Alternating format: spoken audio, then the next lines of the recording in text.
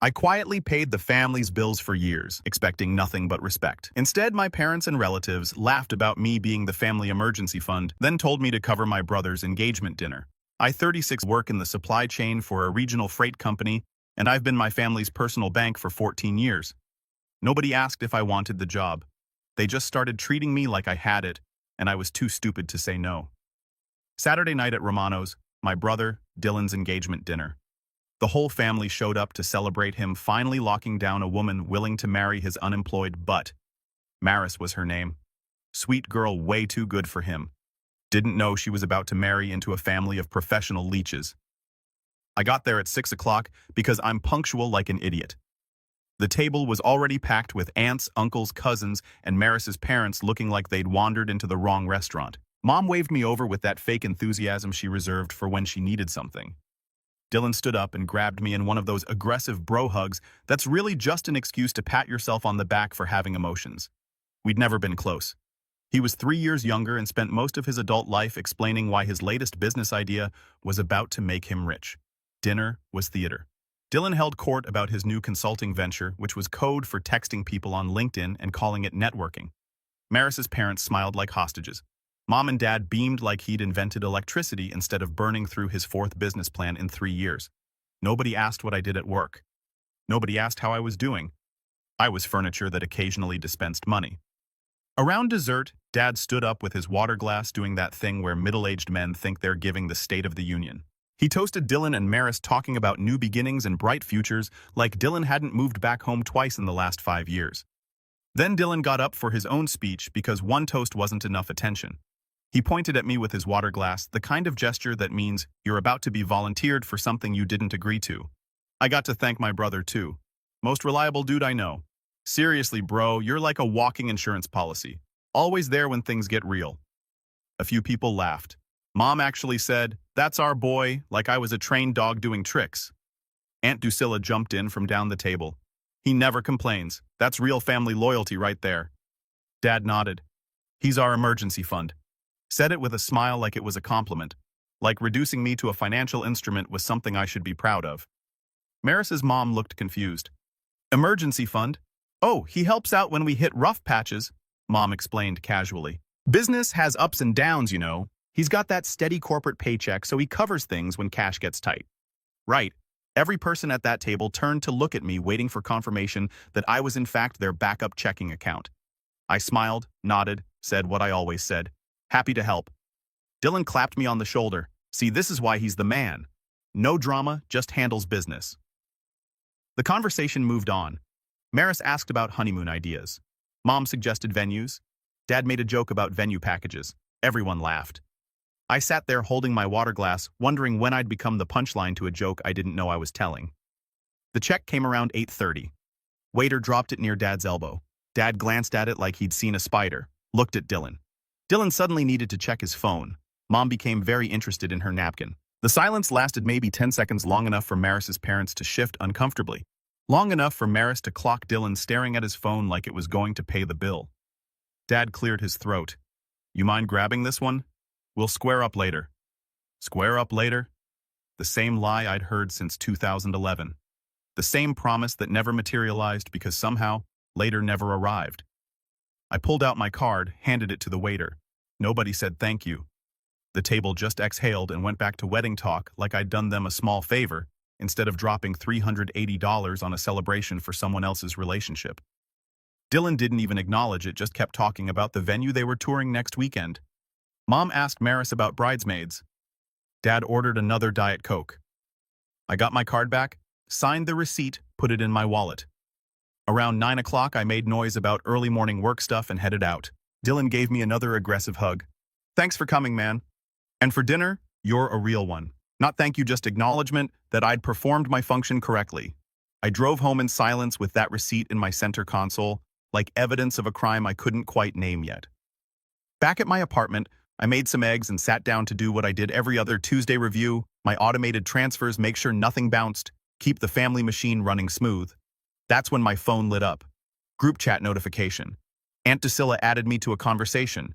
I opened it, expecting to see some family update standard procedure. Maybe someone needed help with something. Maybe Dad's business hit another cash flow issue. Maybe Dylan needed money for the wedding venue. The participant list: Mom, Dad, Dylan, Maris, Aunt Drusilla, and now me. Everyone who mattered, apparently. I stared at the screen. No notification that I'd been added appeared in the chat itself. Aunt Drusilla must have added me quietly. The others didn't know I was here and they were still typing. Dylan. Finally, this has been overdue. Mom. Some people never understand their place in a family. They think money makes them important. Dad. We've been too generous, too patient with his attitude. My chest felt tight. They were talking about me right now and they had no idea I could see it. I watched the messages keep coming. Dylan. We need to discuss him. Dude's been acting like he's doing us some huge favor lately. Maris. What's his problem? Dylan acts all superior. Every time I mention the business, he gets this judgmental look like his corporate job makes him better. Mom. He's always been entitled like that. Thinks regular paychecks mean something special. Aunt Drusilla. Some people forget that family isn't about money. It's pathetic how he holds it over everyone. I put my phone on the counter, picked it up, read it again. Judgmental. Superior. Entitled. Holding it over everyone. This was me, the guy who'd covered their mortgage payments, their insurance, their business loans for over a decade. The guy who just paid $380 for their celebration dinner 2 hours ago without being asked. They thought I was the problem. Dad. Time to set some boundaries. He's not welcome around here until he drops the attitude and remembers his place. Mom agreed. We've supported him emotionally for years. Always so cold and moody at gatherings like we owe him something. Carried me emotionally. I actually laughed. The guy who'd never asked them for $1, who'd never burdened them with my problems while solving theirs. That guy needed emotional support. Dylan. Should we just kick him out or make him apologize first? Maris. Kick him. He won't change anyway. Aunt Drusilla. Sometimes you cut toxic people off even if they're blood. Better for everyone's mental health. Then Mom's message appeared, the one that made my hands go cold, still talking like I wasn't watching. Mom, we've carried you long enough. Lose our number. Should I send this? What do you guys think? I watched the reactions pop up in real time. Aunt Drusilla with a thumbs up emoji right there under the message exiling me from my family, the same aunt whose divorce costs I'd covered in 2021, the same aunt who'd called me crying about her mortgage, who I'd helped with a loan that vanished into the void like all the others. She approved of cutting me off, and she'd added me silently just to make sure I saw it happen. Dylan. Finally tired of him acting like he's doing us favors when family should just help. Maris. Some people create unnecessary drama wherever they go. Drama from the guy who sat quietly at family dinners, who transferred money without asking questions, who left events early to avoid making waves. The typing bubbles kept bouncing. They weren't done yet. Dad. Maybe this teaches him some humility about what really matters. Mom. Let's see how superior he feels without family support and connections. Without family support. The words just sat there on my screen like a joke that forgot to have a punchline. I set my phone down, looked at my laptop still open to my banking dashboard, the screen full of automatic transfers I managed like it was a second job. Their lives running on my credit score and my direct deposit. They thought they were cutting me off. They genuinely believed they were the ones providing support. I could have explained, could have pulled up 14 years of bank statements, could have shown them exactly who was supporting who in this arrangement, could have written a long message defending myself, justifying my existence, proving my worth through spreadsheets and receipts. Instead, I typed 8 words. Sure, I'll cancel every payment tonight. The typing indicator stopped immediately. The chat went dead silent. I cracked my knuckles and opened my banking dashboard. Time to show them what an attitude problem actually costs. The silence after my message felt like those few seconds before a car crash when you know impact is coming, but you're still gliding forward in slow motion. My laptop glowed in the dark kitchen, the same banking dashboard I'd been managing for 14 years, the same automated transfers running like clockwork, the same financial infrastructure, keeping their lives from imploding, not for much longer. I opened Excel, started documenting. For once, I wanted to see the full damage in one place, wanted to know exactly what being the family safety net had cost me. 19 automatic transfers running every month, some weekly, some triggered when their accounts dipped below certain levels. I'd built systems to solve their problems before they even knew problems existed. Health insurance family plan, covering Mom, Dad, Dylan, and now Maris, apparently $1,240 monthly. They'd added Maris when Dylan proposed 4 months ago. Didn't ask, just assumed I'd keep paying. It wasn't through work, private plan, my billing account, my dependents list, car insurance, 4 vehicles, $385 monthly. Dad's pickup, mom's SUV, Dylan's BMW. He claimed he needed for client meetings and now Maris's sedan. Never met a client, never paid a premium. Business account backup. My checking linked as overdraft protection because I set it up years ago, triggered 12 times this year, average hit $1,800. They ran Dad's business like a casino with unlimited credit. I was the house that always covered. Property taxes $520 monthly into escrow I'd set up when Dad's business tanked in 2018, 7 years of payments. They probably didn't even know I was handling it. Storage unit rental $175 monthly for Dylan's furniture from his first apartment that he'd moved eventually 3 years, $6,000 to store garbage. The numbers painted a picture I'd been too close to see. $2,320 every month flowing from my accounts to theirs in regular payments, plus another $21,600 this year alone in overdraft bailouts, almost $50,000 a year, buying me the privilege of being called judgmental at family dinners. I went deeper, pulled statements back to the beginning. First transfer was March 2011. Mom's emergency dental work insurance wouldn't cover because Dad forgot to pay premiums. $3,200. I was 22, barely making decent money, and I sent it same day because that's what family does. That was the test proof. I was reliable proof. I didn't ask questions. Proof I'd show up with money when they called. Total documented transfers over 14 years, $412,000, not loans, gifts, money given freely to people currently discussing my attitude problem in a group chat I wasn't invited to. I could have bought a house with that, could have retired early, could have done literally anything except fund 3 failed businesses, 4 cars, and a lifestyle they thought they'd earned. My phone sat dark on the counter, not a single follow-up message. No concern about what cancel every payment actually meant. They probably thought I was posturing, making noise like someone desperate to be included. They were about to get an education. Here's what 14 years as the invisible family accountant teaches you. You know every password, every account number, every automated system. You've got documentation for everything because nobody else kept records. I started small streaming services, Netflix, Hulu, Spotify, HBO, all under my email and payment. Click cancel. Confirm. Done. $65 in monthly entertainment gone in 4 minutes. Gym memberships. Dylan's bougie CrossFit place he posted about but attended maybe twice a month, $95 monthly canceled. App subscriptions, cloud storage, magazine renewals, random stuff they'd signed up for using my payment info over the years. Click cancel, confirm. Each cancellation felt like dropping a brick I'd been carrying individually. Nothing. Together. Crushing. The big items needed more work. Health insurance had 30-day notice requirements. I was the policyholder, so I called the provider, navigated the automated system like I designed it myself. Requested cancellation effective end of month. The rep asked if I wanted to set up COBRA for the other covered individuals. That's not my problem anymore. She paused. Sir, that leaves 4 people uninsured November 1st. November, I'm aware. Typing sounds, cancellation processed, anything else. We're done here. Car insurance was next. Called, removed every vehicle except mine from the policy. Agent warned this would leave 4 vehicles uninsured and trigger DMV notices. Send the notices to the registered owners. Understood. I'm sorry to lose your business, mister. You're not losing anything. I'm gaining my life back. Property taxes were trickier. My name was on the escrow, but not the deed. I'd been paying into their equity for 7 years. That needed a professional. I made a note. Call that law firm tomorrow morning. The business account overdraft protection was satisfying.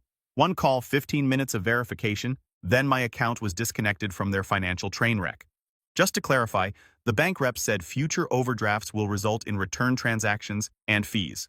Good. Around midnight, I found something interesting buried in old emails. A business credit line I'd guaranteed 3 years ago when Dylan needed startup capital. $15,000. Limit current balance, $13,700. I called the credit line's 24-hour support, 40 minutes on hold, 2 security questions. Then the rep's tone changed when I explained what I needed. I'm submitting a guarantor revocation and requesting the account be frozen pending review. Keyboard clicks. That'll freeze the account immediately. Primary holder receives notification at 8 a.m. and needs to provide alternative collateral within 72 hours or the balance becomes due in full. Perfect. Process it. More typing. Done. Anything else? That's everything. By 1 a.m., I'd systematically dismantled 14 years of financial infrastructure, every automatic payment canceled, every guarantee revoked, every safety net removed. My phone still showed 0 messages from the family chat. Reality was about to provide continuing education. I opened a fresh spreadsheet and documented everything: screenshots of cancellation confirmations, reference numbers, timestamps. When this got ugly, I wanted documentation. Around 2 a.m., I remembered something: their home safe. I'd been storing documents there for years because my name was on half of them anyway. Property deeds, insurance policies, investment accounts Dad had opened under my credit, everything proving who owned what, sitting in their safe with my name all over it. I grabbed my keys and drove to their house. The place was dark. I still had a key from 2016 when they'd given me emergency access. Let myself in quiet. Found the safe in Dad's office, same combination since 2017, because Dad never updated anything. Inside was exactly what I expected, and some surprises. House deed my name as mortgage guarantor, because in 2018 they couldn't refinance without my credit score. Business papers my name as registered agent because Dad's credit was too trash to file properly. Investment accounts my social security number as primary because someone needed good credit to open them. Life insurance me listed as beneficiary and premium payer because someone had to make sure they didn't lapse. I photographed the safe contents first, every document, every page, every angle. Then I boxed copies of my records, anything with my name, my social security number, or my signatures, left everything else exactly where it sat. On the way out, I noticed their mail unopened bills, past due notices for stuff I usually handled before it became problems, a foreclosure warning on the storage unit I'd stopped paying for tonight. I left everything where it sat. They wanted to be done with me. They could handle their own mail now. Back home at 3 a.m. I sent one email to a law firm I'd looked up after a particularly brutal family dinner last year, never contacted them, just saved the info like a fire extinguisher. Subject: urgent family financial separation. Body need immediate consultation on separating from 14 years of joint obligations. Extensive documentation available. Can meet tomorrow morning. I hit send and went to bed. For the first time in 14 years, I slept like someone with nothing left to lose. My phone started buzzing around 3:40 a.m. I'd been asleep maybe 30 minutes deep enough that the vibration felt like it was coming from inside my bones. Grabbed it off the nightstand, squinting at the screen through one eye. Dylan. 23 missed calls in 6 minutes. I let it ring 4 more times before answering. What? His voice came through ragged, panicked, like someone had just told him his entire life was on fire. What the heck did you do? I sat up, turned on the lamp, checked the time. Exactly what I said I'd do. The business account is frozen. My credit line is suspended. Maris just got an email about her car insurance lapsing. What the heck? Sounds like your consulting venture is meeting consequences. You can't just remove myself from financial obligations with people who are done with me. Pretty sure that's exactly what I can do. Silence, the kind where you can hear someone's brain trying to find an explanation that doesn't make them look like a jerk. That's not what we meant, he finally said. I laughed, actually laughed out loud. What did you mean then? More silence, longer this time. That's what I thought. I glanced at my alarm clock. 3:43 a.m. Why are you calling at 4 in the morning about this business? Problems usually wait until business hours. Because everything hit at once. The bank sent notices. Insurance sent notices. My landlord is losing his mind because the rent check bounced. Your rent bounced because you were paying personal expenses from the business account. Business account had overdraft protection from my checking. I disconnected that tonight. You can't do this to us. Us. You keep saying us. But that family meeting, the one I'm not invited to, that's not an us situation. That's a you and them situation. I'm just respecting boundaries you drew. His voice got smaller, scared. Please, we need time. You had 14 years to figure this out. You spent it treating me like a utility bill you forgot to pay. That's not fair. What's not fair is finding out my family thinks I'm judgmental while I'm literally looking at automatic transfers keeping your lives running. What's not fair is paying $380 for your engagement dinner and not even getting acknowledged, and you still had the nerve to call me the problem. I heard voices in the background, female probably. Maris? Then Dad's voice, muffled but urgent. Dad wants to talk to you, Dylan said. Tell Dad I'll talk to him through my legal counsel during business hours. You're legal. Come on. I hung up.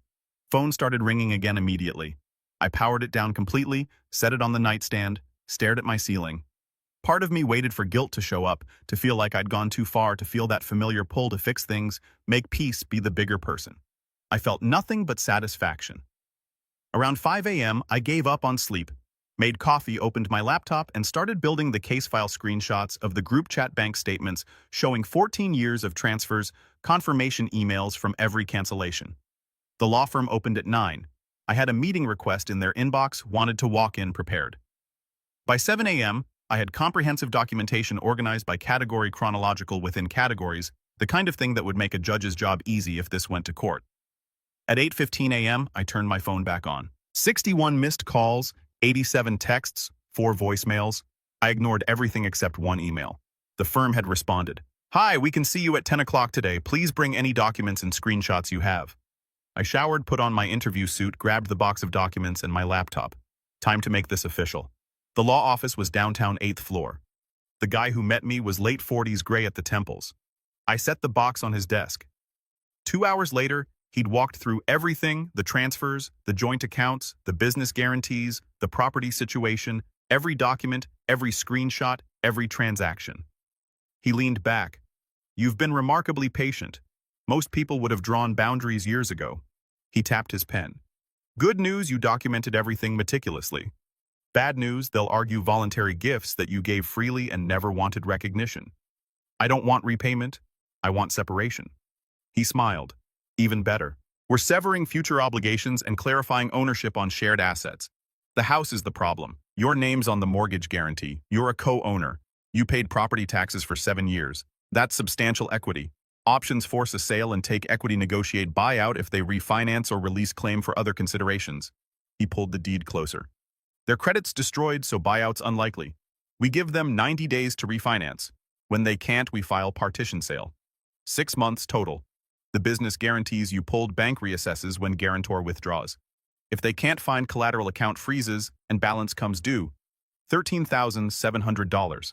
They're not paying that. Business closes. He'll probably file bankruptcy." "Good." He looked at me over his glasses, not judging, just confirming. "I mean it. I said he's been running that business on my checking account for 3 years. Another note. Insurance cancellations are clean. You're the policy holder. They'll get COBRA offers at full premium, probably $1,600 monthly. They can't afford that. Not my problem. Not yours either." He flipped pages. The documents from the safe prove financial entanglement more than I expected. "Next step, I draft formal separation agreement, details every account obligation, shared asset, certified mail to all parties, 30 days to respond. If they contest, we have documentation. If they don't, we proceed. Cost $5,000 retainer. I bill at $350 hourly. Figure $14,000 total." I thought about the $412,000 I'd given them over 14 years. $14,000 to get clean was a bargain. "Do it." I signed, transferred the retainer from my phone. "One more thing," he said. "They'll try to negotiate emotional appeals, threats, backdoor appeals. Don't engage directly. Route everything through me. If they show up at your place, call the police. Document threats, messages, voicemails, anything." We shook hands. My phone buzzed in the parking lot. "Mom, we need to talk. This is getting out of control." I forwarded it to the firm without responding. I ignored my phone all morning. Around 1:30 p.m., my work phone rang. Front desk. "Someone's here to see you. Says she's your mother." Oh man. Mom stood near security wearing her church cardigan. The visitor badge looked wrong on her. Outside, we walked to the parking lot, found a spot by the dumpsters. "Honey, this needs to stop." "What needs to stop?" "You know what, the accounts, the insurance, your father is beside himself. You texted that I should stop visiting, that you were done with me. Whole family voted me off the island. Now you're upset I actually left. We were frustrated. About what I paid your dinner bill Saturday without complaint. How is that acting superior?" She looked at the pavement. "You always seem so judgmental." I wasn't keeping score, but I am now. "Want to know what 14 years of quiet help costs? $412,000. That's documented." Her face went pale. "That can't be right. It's verified. My legal counsel has copies." "Your legal counsel. You actually hired someone. You ended the family relationship. I'm formalizing the business separation. But the house. Your father said you took the deed. I took copies of documents with my name on them, including the deed listing me as co-owner, because Dad couldn't refinance without my credit in 2018. We didn't know you felt this way because you never asked. You just assumed I'd always help, assumed I'd tolerate being called judgmental while paying your property taxes for 7 years. She tried softer motherly. We're family. Family works through problems. Family doesn't mock each other to future in-laws. Family doesn't take help for granted, then act shocked when it stops. What do you want? An apology. Money.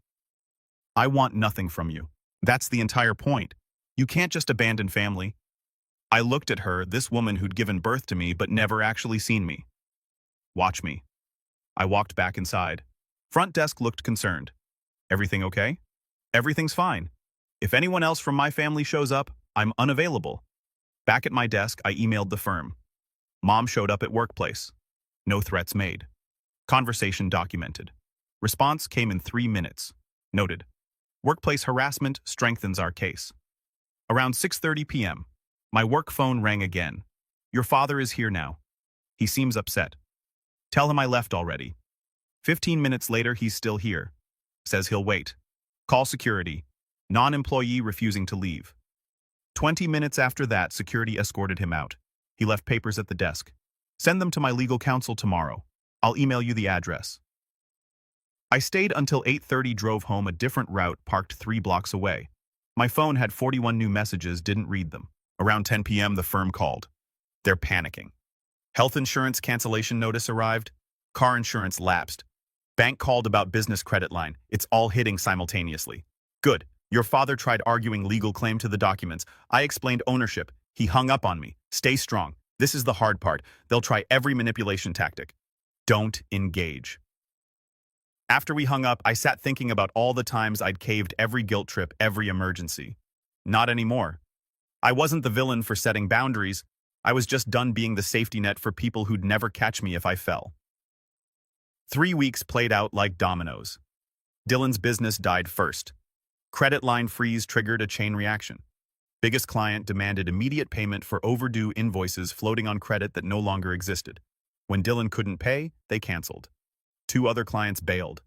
The whole thing folded in 8 days. Insurance lapse hit mom and dad next. Doctor's appointment rejected. Insurance terminated. Dad's blood pressure meds cost $380 out of pocket. He called screaming. I hung up. Blocked his number. Car insurance lapse triggered DMV notices. Dylan got pulled over. Day 14 uninsured vehicle, $850 fine plus impound. Had to leave his BMW because he couldn't afford release. Storage unit went to auction day 17. Everything Dylan stored for 3 years sold for $280 total. $6,000 in my payments gone. Without my property tax payments, county sent delinquency notice 30 days or face lien. They couldn't refinance. Credit scores in the low 500s. No bank would touch them. The firm called. They're asking for more time. Tell them 90 days to refinance or the house goes to sale. Maris broke off the engagement day 18. She'd finally seen Dylan's bank statements, realized his entire lifestyle had been subsidized by his brother. She moved out the same day. Dylan's texts got increasingly desperate. I blocked his number on day 20. Aunt Drusilla tried calling my work. You're taking this too far. Your parents are losing their house. Their house, not mine. If they want to keep it, they can refinance independently. You know they can't. Then they can't afford it. Problem solved. Hung up. Blocked her number. Weirdest development came day 23. Message from Maris using someone else's phone. Hey, I know this is random, but I wanted to apologize. Dylan told me a lot of things about you that were lies. I didn't realize how much he was hiding or how much you'd helped him. Not asking for anything. Just wanted you to know not everyone thinks you're the bad guy. Maris. I typed back, thanks for reaching out. Appreciate the honesty. No hard feelings. By week 4, the pattern was clear. Anger, guilt, promises, threats, apologies, back to anger. I stayed quiet, let the firm handle communication, documented everything. I took that trip to Norway I'd been postponing for 4 years, 10 days of hiking fjords, absolute silence. No emergency calls, no guilt trips. Last night in Bergen, sitting in a harborside cafe, watching the sunset, I got a text from Dad. We need to talk. Really talk about how we got here and how we fix it. I deleted the message without responding. A few weeks before the auction, I was on my back porch, my apartment porch, looking at trees in the parking lot. My phone buzzed. Text from Dad. We need you at the bank today. Clerical issue with the refinance. If you don't come, we lose everything. Please. I showed up, walked into the conference room, and saw Dylan, Dad, Mom, and a loan officer with papers spread out. They needed me to resign as guarantor, co-sign the refinance. Dad stood up. "Thank you for coming. We just need your signature on a few." I actually laughed, turned around and walked out. Got to my car and drove home. Made dinner, went to bed at a reasonable hour. No emergency calls, no guilt trips, just peace. The house sold at auction month 5. Couldn't refinance, couldn't find a cosigner, bank wouldn't extend deadlines. Property went for $420,000. Outstanding mortgage was $285,000. After fees and the second mortgage they'd taken out without telling me, about $52,000 remained. My documented contributions entitled me to roughly $34,000. The check arrived on a Thursday. I donated half to a charity helping families with medical debt. The other half went toward a down payment on a small house across town. 2 bedrooms, garage, my name on the deed, nobody else's. Dylan got a warehouse job, eventually night shifts, entry level. Heard through a mutual friend he was taking the bus, renting a room from a coworker. Mom and Dad downsized to an apartment smaller than mine. At 62 and 60, they were starting over with whatever savings they'd managed to keep, which wasn't much. Aunt Drusilla kept her PR campaign going another month, told everyone I was cruel, unstable, vindictive, that I destroyed my family over hurt feelings. I didn't correct her. People who wanted to believe I was the villain would believe it regardless of evidence. Eventually, most extended family stopped talking to me. I didn't care. Turns out I didn't like most of them anyway. I started dating. Met someone eventually. Kate, CPA, had her own house, own car, own life, didn't need me to fix anything. She asked about my family once. I gave the short version. We don't talk anymore. Long story. Lot of boundary issues. She nodded. I get it. Sometimes family is the hardest boundary to set. Experience with that. Mom had addiction issues. Spent my 20s trying to save her. Finally realized I couldn't. Cut contact 6 years ago. Best decision I ever made. We understood each other. 7 months after everything went down, I was grilling in my backyard on a Saturday. Kate was helping prep vegetables. Radio playing, classic rock. My phone buzzed. Text from an unknown number. "This is your father. Your mother is in the hospital. Heart attack. She's asking for you. Please come." I stared at it, set my phone down, flipped the burgers. 30 seconds later, another buzz. Different unknown number. "It's Dylan. Mom's in bad shape. She keeps saying your name. Dad's a mess. We need you here, man. Please." Kate glanced at my phone. "Everything okay? Family emergency?" The kind that shows up right when I'm happy. Another buzz. "This is serious. She won't stop crying. Keeps asking why you won't come. The doctors say stress is making it worse. You need to be here, Dad." Then another. "I know we haven't talked, but this is Mom. Whatever happened between us, she doesn't deserve this. She's your mother." Dylan and another. "The nurses are asking about family. HIPAA. They won't talk to us unless you sign. We need your authorization. Your mother needs you." Dad. I picked up my phone, read through all 5 messages. Something about it felt scripted, too coordinated. 3 different numbers in 90 seconds, all hitting the same emotional beats. I called the hospital operator. "Hi, I'm trying to locate a patient. Last name would be under either her married name or potentially her maiden name. One moment, please." Typing sounds. Long pause. "I'm sorry, sir. There's no public listing under that name today. Can you check if she was registered in the ER today?" They transferred me to ER registration. Same answer. "Thanks." I hung up, looked at Kate. "They're lying about your mom being in the hospital." "Yup," another buzz. "She's asking for you, specifically keeps saying she's sorry, that she wants to make things right.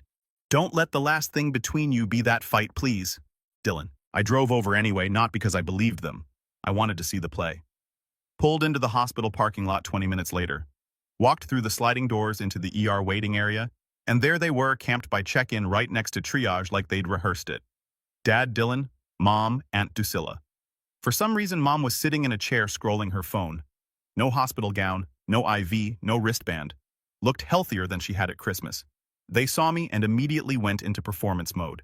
Dad stood up fast. "Thank God you're here. She's not in the directory." Beat of silence. What Dad's face did something weird. I called ahead, asked the operator. No patient under that name. No ER admission today. So either Mom's here under a fake name or this is nonsense. Mom's face went red. "I am here for a consultation," they said. "You texted heart attack. It was a panic attack. They needed to rule out. So you're not dying. That's not the point. Dylan stepped forward, hands up like he was calming a wild animal. Man, we just need you to sign something. I looked past him at the check-in desk, saw the clipboard sitting there, walked over, and picked it up before anyone could stop me. Header at the top, responsible party guarantor authorization. I read the first 3 lines. Medical billing, financial responsibility, cosigner for outstanding charges. I looked at Dad.